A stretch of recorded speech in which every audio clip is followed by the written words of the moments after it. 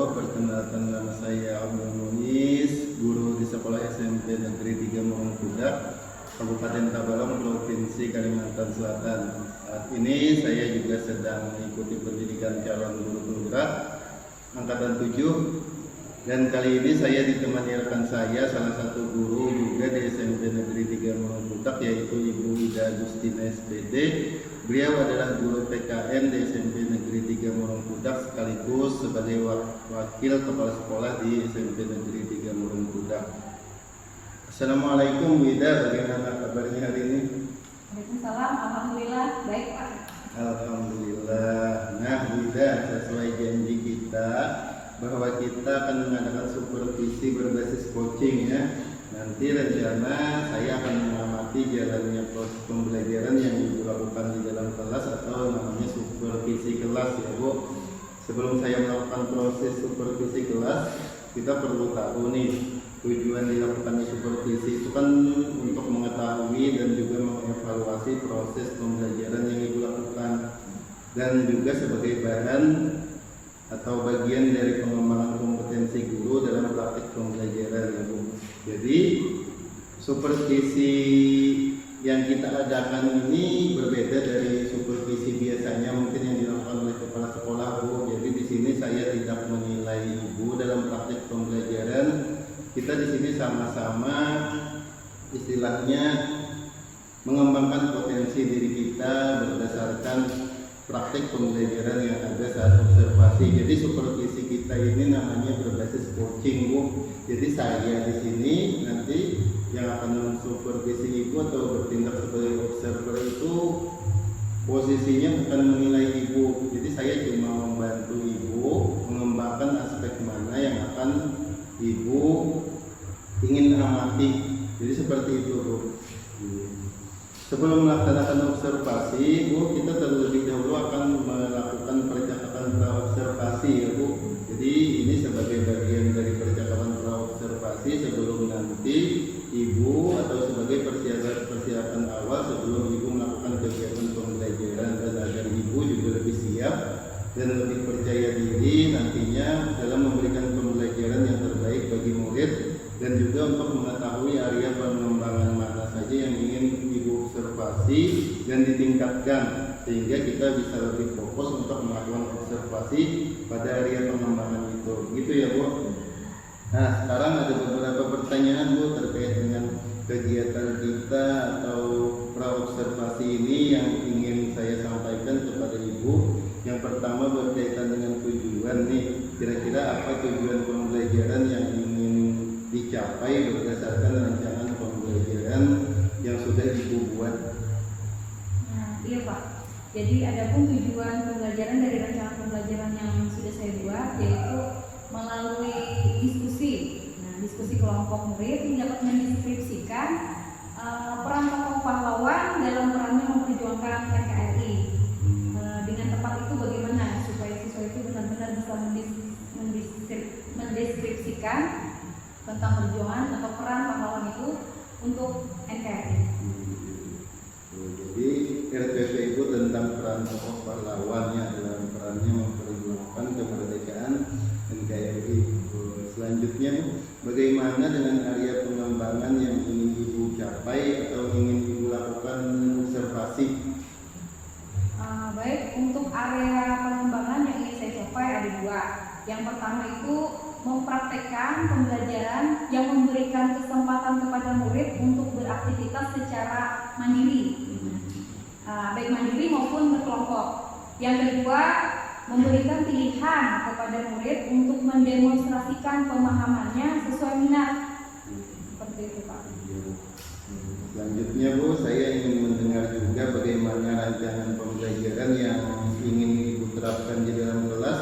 Mungkin nanti dari segi strategi pembelajaran, model pembelajaran maupun metode pembelajaran yang sudah Ibu buat dalam rancangan RPP Ibu. Untuk strategi pembelajaran yang saya gunakan adalah pembelajaran berdiferensiasi berdasarkan minat dan kesiapan belajar siswa yang terintegrasi dengan pembelajaran sosial dan emosional. Kemudian saya akan melakukan pembagian kelompok sesuai dengan kemampuan, keterampilan, dan keaktifan siswa Dan untuk metode saya menggunakan metode pembelajaran dengan observasi dan diskusi kelompok. Bu, selanjutnya Bu, bagaimana dengan media pembelajaran yang Ibu gunakan dalam RPP? Nanti Ibu saat pembelajaran menggunakan media apa saja, mungkin bisa dijelaskan. Untuk terkait media pembelajaran saya menggunakan LKPD yang saya rancang itu. Kemudian video pembelajaran nanti akan ditayangkan sebuah video, artikel atau tulisan yang berkaitan dengan peran maupun kisah pahlawan dalam memperjuangkan NKRI. Baik Bu, jadi berdasarkan rancangan pembelajaran yang Ibu buat bahwa Ibu nanti akan melaksanakan pembelajaran berdiferensiasi ya, dengan metode pembelajaran yang observasi dan diskusi kelompok menggunakan media pembelajaran LKPD, ada video pembelajaran serta artikel atau tulisan yang berhubungan dengan peran atau kisah pahlawan ya Bu ya. Nah, kira-kira kapan nih Bu Ibu akan melaksanakan proses pembelajaran di kelas dengan menggunakan rancangan pembelajaran yang sudah Ibu buat tadi? Hari apa, di jam pelajaran keberapa, dan di kelas berapa Bu? Baik, untuk rencananya mau hari Senin depan, jam kedua atau ketiga saya akan masuk di kelas 7 dan laksanakan pembelajaran sesuai dengan rancangan yang sudah saya buat. Oke Bu. Jadi nanti hari Senin ya, insya Allah Senin depan saya akan datang ke kelas Ibu dan melakukan observasi pembelajaran untuk melihat dan juga mencatat hal-hal apa saja yang terjadi di dalam kelas ya Bu. Dan setelah pembelajaran di dalam kelas nanti kita adakan lagi percakapan pasca observasi yang nanti akan didampingi juga oleh pengajar praktik ya Bu. Nah Bu, kira-kira apa yang Ibu dapatkan dari hasil percakapan kita hari ini Bu? Dari percakapan kita ini saya mendapatkan suatu gambaran tentang pembelajaran yang akan saya lakukan di kelas dan media yang akan saya buat dan nanti akan saya persiapkan dari sekarang. Baik Bu, terima kasih atas waktunya nih dan sudah bersedia berbincang-bincang dengan saya di percakapan praobservasi. Nanti kita akan bertemu lagi di kegiatan observasi kelas hari Senin depan ya Bu. Semoga kegiatan nanti berjalan dengan lancar dan semangat buat Ibu dalam mempersiapkan dan membuat rancangan pembelajaran. Ya, sama-sama Pak, terima kasih juga atas waktunya. Baik Bu, kita tutup percakapan praobservasi kita. Salah hilafnya saya mohon maaf. Assalamualaikum warahmatullahi wabarakatuh. Waalaikumsalam.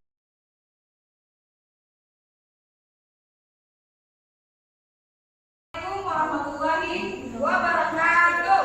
Waalaikumsalam warahmatullahi wabarakatuh. Satu kali lagi yang semangat. Assalamualaikum warahmatullahi wabarakatuh. Waalaikumsalam warahmatullahi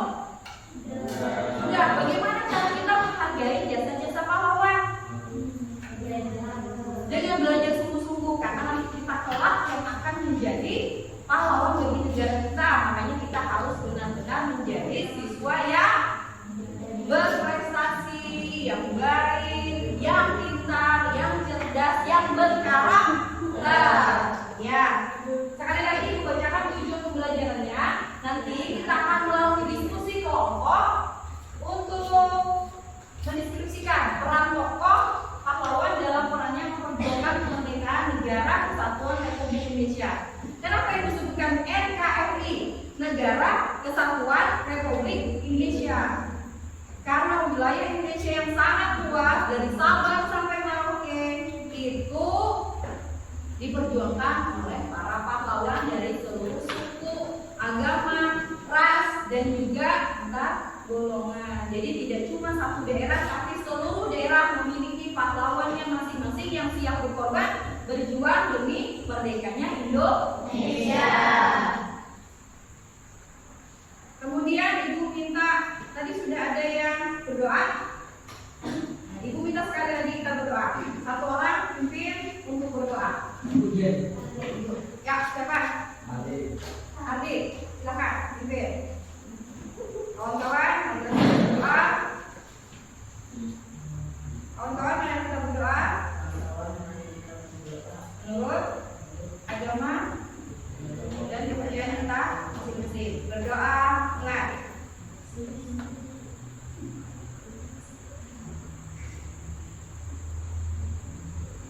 Berdoa, selesai.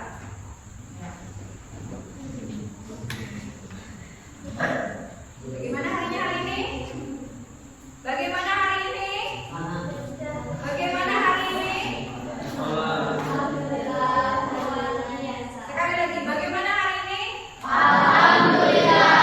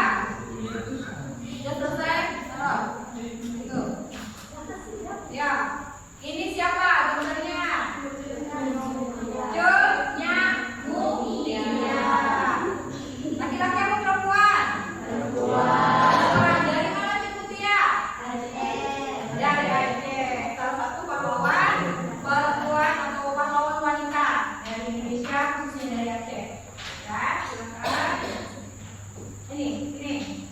Ayo, dijelaskan kawannya. Ini siapa? Soekarno. Siapa Soekarno tadi? Siapa Soekarno?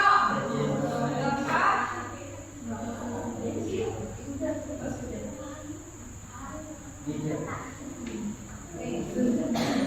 Ini siapa? Muhammad Hatta. Muhammad Hatta bersanding dengan Insinyur Oh, ini Ki Hajar Dewantara. Siapa Ki Hajar Dewantara? Siapa Ki Hajar Dewantara? Barusan kita peringati kemana?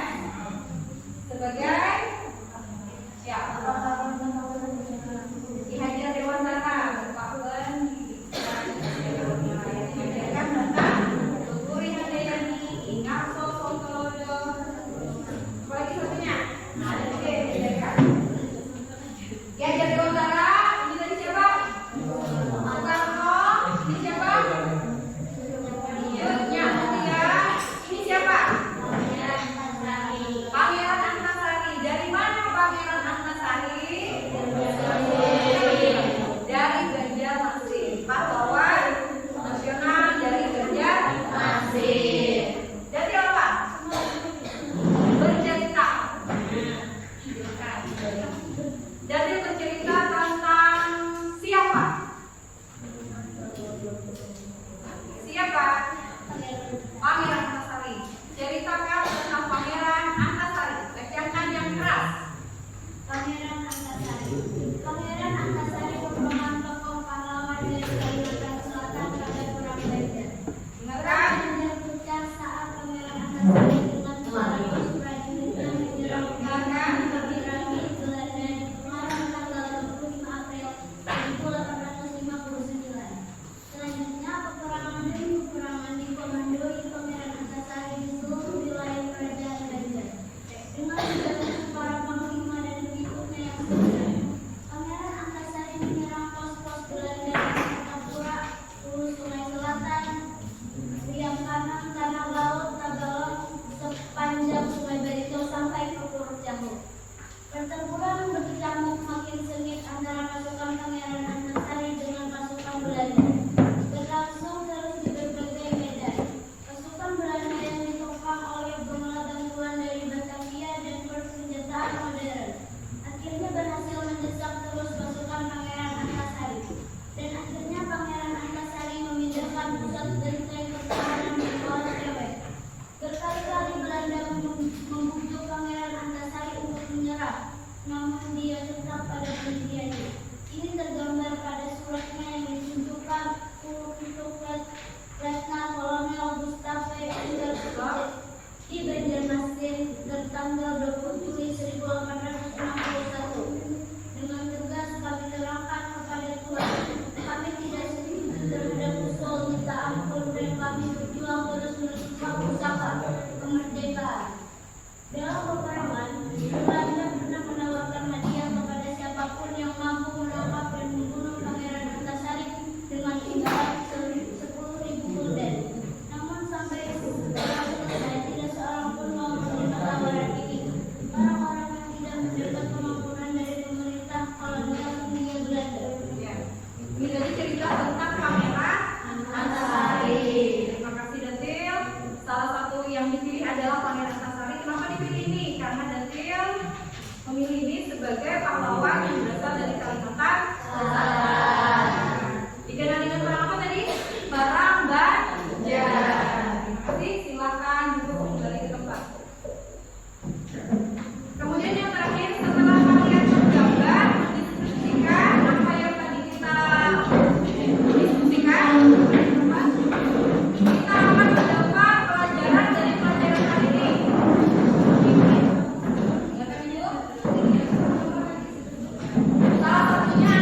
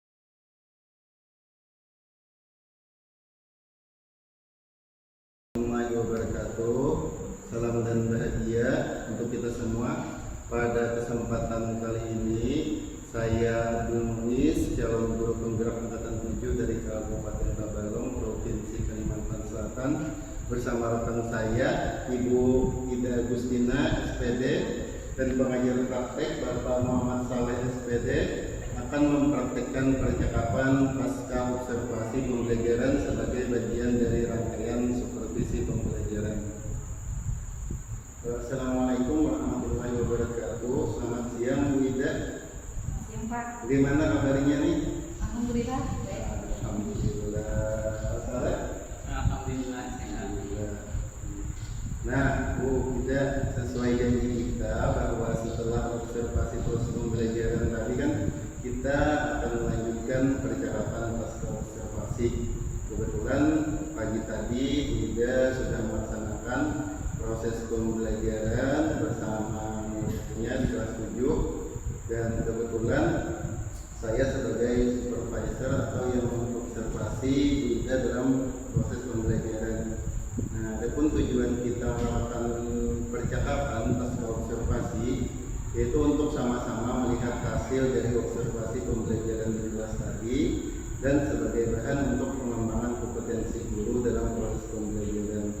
Nah, Bu Ida, setelah kegiatan pembelajaran yang Ibu lakukan di kelas tadi, mungkin Bu Ida bisa bercerita atau berefleksi nih, kira-kira bagaimana pengalaman Bu Ida atau perasaan dari kegiatan yang sudah kita lakukan tadi terkait proses pembelajaran Bu Ida di kelas, kemudian di supervisi juga. Apakah menurut Bu Ida sudah sesuai dengan yang Ibu harapkan atau masih belum? Baik Pak, setelah kegiatan pembelajaran tadi, pengalaman saya yang saya dapat terkait dengan pembelajaran ini adalah ini pengalaman yang masih baru dan mungkin perlu pembiasaan dalam penerapan pembelajaran yang terdiferensiasi, terintegrasi dengan kompetensi sosial emosional. Karena kami belum menerapkan kurikulum ini dengan pembelajaran seperti ini Pak. Jadi perasaan saya ketika melaksanakan pembelajaran dan di observasi tadi agak gugup karena masih merasa diamati dan dinilai. Jadi ada perasaan takut salah dan kadang tidak ingat gitu apa-apa langkah-langkah pembelajarannya yang sudah saya rancang. Tiba-tiba blank gitu. Kemudian pembelajaran yang saya dapat ambil adalah pentingnya membiasakan dan menerapkan pembelajaran yang berdiferensiasi tadi atau berdiferensiasi terintegrasi dengan kompetensi sosial emosional. Untuk pembelajaran ke depan agar lebih baik dan paham yaitu membiasakan penerapan pembelajaran berdiferensiasi terintegrasi dengan kompetensi sosial emosional di kelas nanti insya Allah akan saya terapkan. Nah, kita tadi sudah melakukan refleksi pembelajaran ya. Secara umum pembelajarannya kan tadi sudah dilaksanakan Bu Ida, dari Bu Ida merasa gugup ya, sedikit gugup mungkin karena ini belum terbiasa karena proses supervisi seperti ini. Tapi tadi kan di awal juga saya sudah jelaskan bahwa proses supervisi ini kita bukan seperti supervisi yang biasa ya, jadi supervisi ini berbasis dengan coaching. Ya, di sini saya yang sebagai mitra Bu Ida dalam proses pengembangan kompetensi. Nah, kemudian Bu Ida tentang proses pembelajaran di kelas tadi, Bu Ida melaksanakan pembelajaran materi dan dengan media serta model apa, mungkin bisa dijelaskan tadi kegiatan yang sudah dilakukan Bu Ida. Saya melaksanakan pembelajaran dengan materi peran daerah dalam kerangka NKRI dengan submateri itu mengenalkan tokoh pahlawan nasional Pak yang berperan dalam memperjuangkan kemerdekaan. Adapun media yang saya gunakan yaitu video pembelajaran dari YouTube, kemudian ada LKPD, lalu ada PPT dan foto pahlawan nasional. Saya juga menggunakan uang, lembar uang itu kan ada gambar pahlawannya, mengenalkan kepada anak bahwa di lembar uang pun ada foto pahlawan. Kemudian untuk metode saya menggunakan diskusi dan juga tugas kelompok. Selanjutnya Bu Ida nih, sekarang saya ingin menyampaikan beberapa hal berdasarkan yang kita sepakati sebelumnya pada percakapan praobservasi terkait dengan area pengembangan yang ingin Ibu capai dalam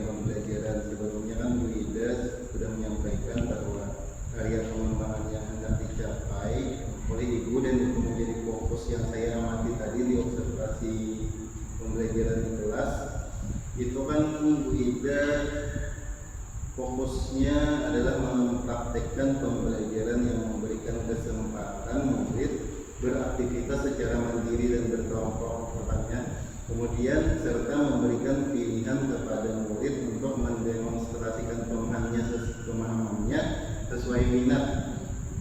Nah, dari hasil observasi pembelajaran saya yang sudah saya lihat tadi, menurut saya apa yang sudah dilakukan oleh Bu Ida dalam proses pembelajaran baik secara umum maupun fokus pada area pengembangan tadi itu sudah sangat bagus, Bu, di mana Ibu sudah memberikan kesempatan murid beraktivitas secara mandiri tadi dengan membaca buku. Tadi kan ada kegiatan Ibu menyuruh murid membaca buku, kemudian memahami materi dari sumber lain juga.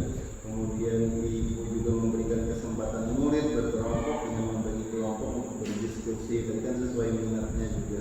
Ibu juga memberikan kesempatan murid mendemonstrasikan pemahamannya sesuai minat, di mana Ibu memberikan kebebasan kepada murid untuk menyampaikan diskusi mereka dan bekerja sesuai dengan minat mereka. Tadi kan juga kemudian ada hasil karya yang dihasilkan oleh siswa. Tadi kan ada proses siswa menggambar ya, hasil karyanya, kemudian ada yang bercerita.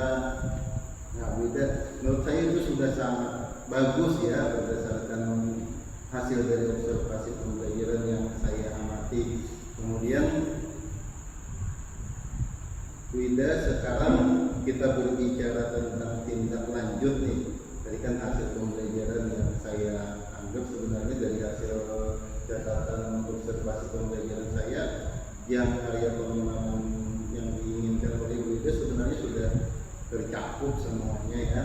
Kemudian kalau kita bicara masalah tindak lanjut, apa nih kira-kira yang akan Bu Ida lakukan selanjutnya terkait dengan proses pembelajaran yang akan Ibu lakukan kelas ke depannya? Mungkin kira-kira ada gambaran seperti apa, bisa dijelaskan? Baik, untuk rencana tindak lanjut nanti saya akan mungkin memperbaiki media yang digunakan, kemudian membiasakan menerapkan pembelajaran integrasi ini dengan kompetensi sosial emosional. Kalau bisa setiap proses pembelajaran di kelas, dan juga akan menanyakan bagaimana perasaan siswa sesudah melaksanakan proses pembelajaran. Apakah siswa itu merasa senang atau tidak, mungkin ada yang merasa bagaimana gitu, harus tahu kan kita bagaimana perasaan anak itu. Kemudian Bu Ida, untuk pengembangan diri ke depan, kira-kira apa yang ingin ditingkatkan dalam pengembangan kompetensi Ibu? Kalau tadi pada proses pembelajaran kan kita melihat atau berfokus pada dua kriteria. Kemudian kalau ke depan nih, kalau ada kesempatan lagi, mungkin kalau ada supervisi berbasis coaching, kira-kira apa yang ingin Ibu tingkatkan untuk mengembangkan kompetensi Ibu ke depan kira-kira? Untuk ke depan, saya maunya untuk mengembangkan diri ini terkait dengan kompetensi kepada siswa, pemberian umpan balik, feedback kepada siswa. Jadi Bu Ida ingin meningkatkan kompetensi dalam hal pemberian umpan balik kepada murid ya. Nah, kira-kira nanti kalau Ibu menginginkan hal yang seperti itu, kompetensi yang ingin dicapai, kira-kira apa ukuran keberhasilan dari pengembangan diri yang akan Ibu capai ke depannya? Untuk ukuran keberhasilan, yaitu saya dapat memberikan umpan balik yang jelas dan mengandung saran pengembangan bukan hanya terhadap produk, tetapi juga proses belajar mereka. Contohnya bagaimana murid menyelesaikan masalah, kemudian teknik komunikasi yang dilakukan si murid tadi. Seperti itu, Pak. Kira-kira nih Bu Ida, kalau ingin Bu Ida mengembangkan kompetensi yang seperti itu, kira-kira siapa yang bisa mendukung Bu Ida dalam mencapai keberhasilan pengembangan diri Bu Ida? Yang utama yaitu tentu Ibu Kepala Sekolah, kemudian ada rekan sejawat mungkin yang bisa dilibatkan dalam proses observasi kegiatan pembelajaran. Untuk waktu nih Bu Ida, kira-kira berapa waktu yang kira-kira Ibu rencanakan untuk proses pengembangan diri Ibu tadi? Mungkin 1 bulan ke depan ya, Pak. 1 bulan ke depan ya. Oke, baik nih. Semoga dalam 1 bulan ke depan apa yang berkembang sesuai harapan ya Bu ya. Nah sekarang dari percakapan pasca observasi kita nih, apa yang Ibu dapatkan? Baik Pak, dari percakapan kita ini saya sudah mendapatkan sekilas gambaran tentang hasil dari kegiatan pembelajaran di kelas yang sudah saya laksanakan dalam memberikan kesempatan kepada murid beraktivitas dan mengembangkan minatnya. Saya juga merasa senang, ternyata kegiatan supervisi pembelajaran ini berjalan dengan menyenangkan dan tidak menakutkan seperti yang saya kira dan saya alami sebelumnya. Mungkin saya juga merencanakan untuk 1 bulan ke depan terkait pengembangan diri dalam upaya meningkatkan pemberian feedback umpan balik kepada murid, dan harapannya dengan dukungan dari kepala sekolah, potensi sejawat di sekolah, saya lebih bisa mengembangkan potensi tersebut. Baik Bu, kalau itu sudah tercapai, kemudian hal yang tadi sudah kita bicarakan mungkin sudah sesuai saja ya. Adakah lagi yang ingin Ibu sampaikan atau ada hal yang ingin dibicarakan lagi mungkin terkait pengembangan kompetensi diri dari hal yang lain mungkin? Kalau dari saya kira-kira cukup Pak, dan saya sangat berterima kasih atas bantuan dalam proses observasi pembelajaran di kelas dan dalam rangka meningkatkan kompetensi diri saya pribadi. Saya sebagai guru, terima kasih banyak atas bantuan Bapak Ibu. Sama-sama Bu, saya juga terima kasih banyak sudah dilibatkan dalam proses pengembangan kompetensi Ibu. Saya juga sebenarnya banyak belajar dari Ibu kan di sini, bahwa ternyata ya bagaimana menerapkan kompetensi untuk pengembangan diri dalam proses pembelajaran. Jadi tidak hanya Ibu yang belajar ya, saya juga di sini belajar juga dari Ibu, karena kita kan ini tadi coachingnya, supervisinya berbasis coaching ya, jadi kita sama-sama belajar istilahnya, tidak ada yang istilahnya menggurui atau yang menggurui, tidak ada, karena kita di sini sebagai mitra dalam proses pengembangan karir kita, pengembangan kompetensi kita sebagai guru utamanya. Baik Bu, kalau tidak ada lagi yang mungkinnya proses supervisi pembelajaran kita untuk kesempatan kali ini kita cukupkan. Semoga apa yang sudah Ibu lakukan, sudah kita lakukan dan ingin dikembangkan ke depan dapat berjalan dengan baik dan lancar, dan semoga sukses ke depannya ya Bu ya. Saya juga sangat berterima kasih tadi sudah diberi kesempatan melihat kegiatan pembelajaran yang Ibu lakukan di kelas, dan ini juga menjadi pembelajaran bagi saya tentunya dalam melaksanakan kegiatan pembelajaran yang berpihak pada murid nanti kalau di suatu saat saya mengajar di kelas. Kemudian karena kita sudah cukup ya, nanti mungkin kita bersama lagi di kesempatan yang lain ya Bu. Kalau nanti saya dilibatkan, saya siap